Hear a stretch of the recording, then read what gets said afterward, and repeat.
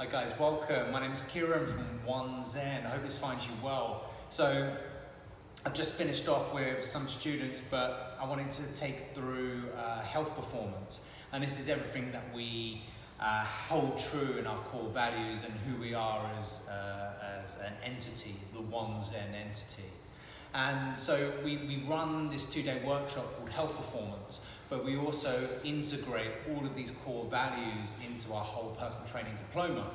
So if you're ever interested in becoming a personal trainer, a proper personal trainer, where you want to hit the ground running with all the business skills as well as the knowledge and ability to get results, then we're the real deal, so to speak.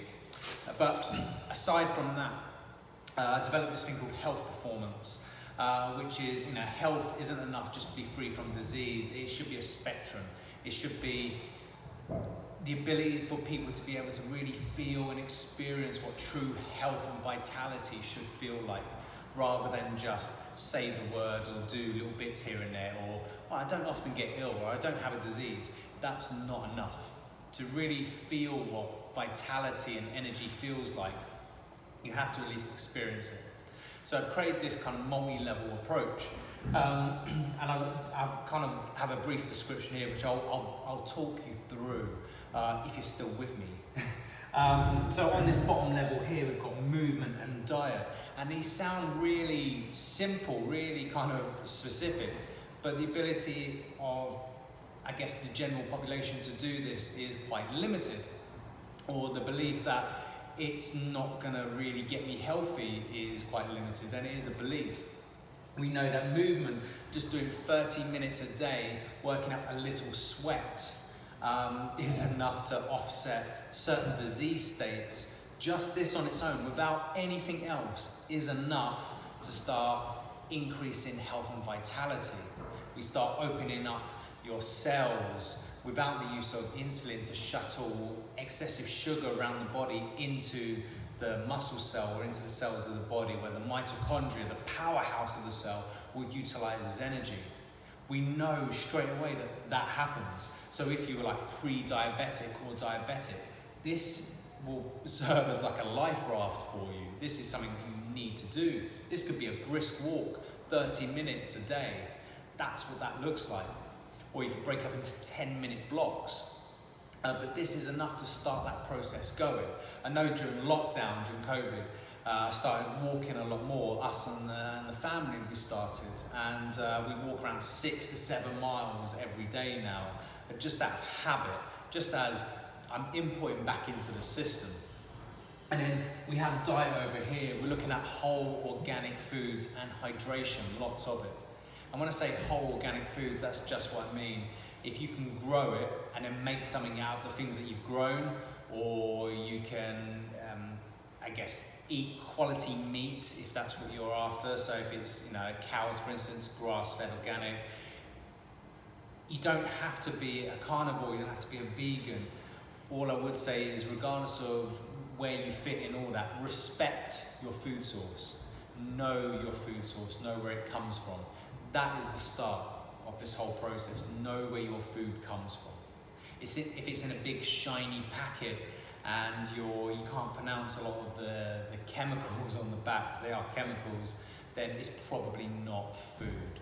It's sustenance. It's something under the disguise of food that someone wants you to purchase and eat. And it probably won't kill you straight away, which is why they can sell it. Those tins of red, dark liquids that are fizzy. I'm not going to say the name, because just in case. They're very powerful people, obviously. But movement and diet, start there. If all else fails, start there. Your health will definitely improve. But if you're getting to here, if you think, I'm starting to eat quality foods now, I'm starting to respect my food source, I know where my food comes from, I'm starting to drink filtered water with maybe a pinch of grey sea salt and a squeeze of lemon to get those essential electrolytes and minerals back in my body, I'm starting to move more frequently. What's next? So we start moving up. In the center, we have breath, and we can always come back to the breath. It's the first thing you do when you're born, it's the last thing you're going to do before you hit the hit the ground. So breath is crucial to sustain health. So with the breath, during every day, we're looking at nostril breathing. So keep your mouth closed if you're not talking, like I am now, through your nose. And if you can't breathe through your nose, you can puff up this top lip here, and it opens up the nasal cavity. If you don't want to look like an absolute doofus constantly, you can buy nasal strips, which can help open up the nasal passage and allows you to breathe more efficiently. So that's basic level breath. Breathe in and out through your nose through everyday use, even in this movement here. So you should be working up a sweat, but you should also be trying to breathe through your nose as much as humanly possible. Breath work could also be in the form of things like Wim Hof. I won't go into Wim Hof right now, but that kind of purposeful hyperventilation that has so many health benefits. So like Wim Hof breath work. We have alternate nostril breathing. I know it's a bit blocked. Alternate nostril breathing, for instance, to help lower and calm your nervous system, lower blood pressure and so on. Box breathing to control anxiety and panic disorders, and to gain that kind of mental acumen, especially in like stressful times. Just exhaling twice as long as you're inhaling is enough to start lowering your blood pressure. So breath work on its own is massive, and we could do a talk on that all day, but starting off, just focusing on breathing through your nose, and look up the Wim Hof breathing and do first thing in the morning. But everything always comes back to the breath, okay? As we move up, okay, so that's enough. You're like, oh, I'm doing all that, I need more. So movement variance, so finding different ways of moving, okay? And this ties into your environment across, actually. Finding different ways of moving. So instead of just walking, maybe walking over different terrains. Maybe instead of walking, we're now running, but we're running in different directions. It could be climbing, it could be crawling, it could be, do you know what, I'm gonna jump over this obstacle. It could be, do you know what, I'm gonna pick stuff up a bit more. It could be weight training, it could be stacking rocks, it could be, I don't know, doing your bit for the environment, going around and picking up bits of rubbish in your local area. It doesn't have to be anything mind-blowing, it just has to be different ways of moving. How it ties into environment. So environment is about going into nature. It's about going into the woodlands, going into the mountains, going to the seaside, but experiencing nature away from pollutants and so on, and experiencing everything that nature has to offer, like these phytochemicals that get sprouted out or sprayed out by certain plants that you can breathe in and help stimulate your immune system. Touching a tree, feeling its vibration. It may sound a bit wishy-washy, but it's true. Whipping off your shoes, your trainers, your socks, getting your feet into the earth, grounding, earthing. Climbing a tree, again, feeds into that movement variance. But finding and experiencing different forms of nature in all its glory, and finding pleasure in that. Okay, we know that stress can lower, for instance, when you're in a state of awe. So when I go to like a mountainous region, I see all these mountains in the background and the snow caps, and I feel, you know, it's a place of beauty, and I feel in awe.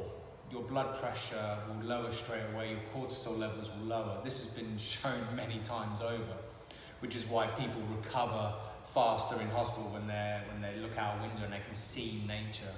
That's why if you go to private hospitals, they're always in, you know, grounds. Where you go to an NHS hospital, is what it is in a city.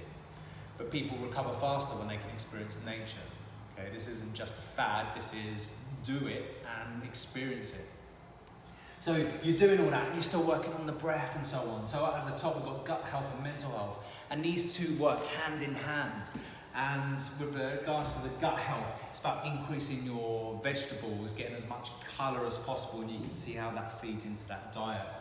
But getting a lot of prebiotics, and prebiotics can be in the form of veg, cold potatoes, green bananas, apple cider vinegar. So you can get like a tablespoon of apple cider vinegar, a squeeze of lemon, maybe a little squeeze of honey, mix it all together, fill it up with filtered water, And that's a natural prebiotic drink just there. And apple cider vinegar has the ability to stabilize blood sugar as well, which is fantastic. So we're really feeding into the system here. And mental health, having time for yourself.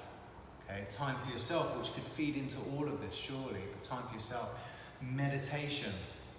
You know, ideally you want to meditate for 20 minutes, but maybe you think, oh man, I don't know how I can meditate for 20 minutes. So start on 1 minute, start on 2 minutes, start on 5 minutes. Start from where you are now. But meditation doesn't have to be anything more than being mindful and focusing on one thing. So when I first started doing like Buddhist type meditation, we sat just on a chair, very, peacefully, nice upright posture, lengthening through the spine, in a relaxed state as well. And we just focused on breathing in and out through our nose. And we focused on the air coming in was nice and cold, and we could feel it traveling down our throat to our lungs. And as we expelled the air out of our nose, it was warm. And you just really start fine-tuning to the point where we just focused on the tip of our nose and the sensation of the cold coming in and the hot coming out, like a wave. And you just focus on that. And you just focus on that for 5 minutes. And if your thoughts come into your head, then allow them to pass like clouds in the sky. Don't attach yourself to those thoughts. And they'll come and go, but you've always got your breath. And that's where the breath and the meditation sink in. And meditation, there's a huge amount of research on that now that shows the benefits of. So meditate more, pray. It doesn't have to be, you don't have to be a religious person to pray, okay? Imagine meditation is about going within, prayer is about going out, okay? And I think both of these, I used to really neglect the praying because I didn't believe in God in a religious sense, like a man in the sky with a great beard. It just doesn't sit well with me. But God as in everything, the atoms, God is this, God is my skin, God is the floor, God is the air that we breathe. So instead of a big G God, it's a little g God, and God is everything. It's the atoms, it's the bit in between the atoms and soul. Okay, so when I pray to everything in essence. Whoever's listening, I guess. But the meditation is about going within, prayer is about going out. And you get that nice opposite polarities coming in and out, just as the universe is. A reflective practice as well. Okay, so mental health, reflective practice. What are you grateful for at the end of the day? Okay, what are you grateful for? What did you do well? What could you have done better? Okay, getting in the habit of being more reflective rather than overly criticizing yourself and beating yourself up. You could be on a diet, for instance. And when I say diet, I mean like, one of those crap, low-calorie diets. You're on a diet and you're thinking, oh, I ate that cream cake today. Fuck my life, what am I doing? I'm so fat. Fuck that, don't beat yourself up over it. You had a cream cake, so be it, okay? But think about all the other stuff that you did. You could have had that one cream cake, but you went out moving today and you moved with variance. The rest of your food was whole organic food and you were fully hydrated and you were centered around your breath and you experienced, woodland movement. You went out into the woods and you climbed a tree and you lifted some heavy stuff and you pushed some heavy stuff. And you're having huge amounts of different multicolored veg, and you had some like apple cider vinegar, and you had some kefir yogurt that really fed into that gut health. And you meditated and you prayed twice that day. And you're focusing on that one fucking cream cake. Well, who gives a shit? The rest of your day was friggin' awesome. So grab that day and think, fuck yes, I've had a good day. Okay, don't beat yourself up over that one little thing that you did. Okay, it's pointless. Focus on the big stuff. Okay, and we kind of all come together with the token of all the little things that we do, but don't dwell on that. Write in your reflective practice. What could I have done better? Probably not have that cream cake. How could I have not had that cream cake? And it could be something you didn't do before. Okay, I shouldn't have gone to the shop on an empty stomach. Okay, while my blood sugar was low, I should have maybe had something before that to create satiety and then go to the shops. But be reflective, don't beat yourself up, and that's the difference. If I just then dwell on that one cream cake, oh, why did I have that? Well, the truth is, we don't know, because you haven't asked the question really of yourself. You've asked the question, but you haven't asked the question. Okay, and that's the point of a reflective practice. So all of these are about establishing habits, and all of these create a health performance, increasing that vitality, increasing your energy output, your prana, your chi, and so on. But remember, it all centers around the breath. Okay. So if we can get into the habit of just starting here and then working upwards, but focusing on the breath, then we will experience that performance.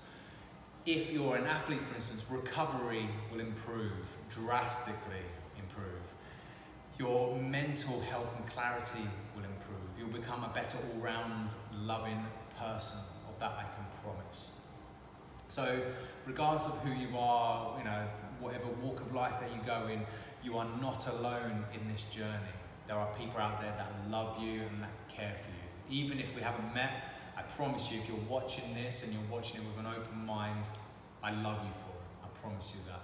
So please feel free to write some positive comments if that's the road you want to go down. If you want to write some negative comments, that's cool as well. But I'm probably going to get rid of those because there's no place for negativity, especially when we're talking about something so positive. Okay? And if you are writing negative comments, for instance, on anything, it doesn't have to be mine, it could be on any, on Twitter, on Instagram, on YouTube. Take a step back and think about why you feel the need to write those negative comments. What is it that you want to change in yourself that will prevent you from writing those negative comments? How could you reword it for it to become more positive or more constructive in your feedback? How could you change those things? And again, this is about a journey, it's about a process. Okay? And I'm okay with negativity. My skin is really thick. Okay? I'm from an Irish family. My skin is extremely thick. So I'm okay with that. But I'm not sure that you truly would be okay with that. Okay? So it's just food for thought. Take this on board. If you've got any questions around it, throw them at me. Okay, it's kieran.cronin@yahoo.co.uk. That's KIERON.CRONIN@yahoo.co.uk. And yes, it's Yahoo. Yes, I'm very 90s. But yeah, get on it. Send me an email. Thank you for your time. Thank you for your patience for watching this today. I know I yabber on a lot, but that yabber is filled with love, and hopefully that will ooze through the camera into your very soul. Get on this. Be awesome.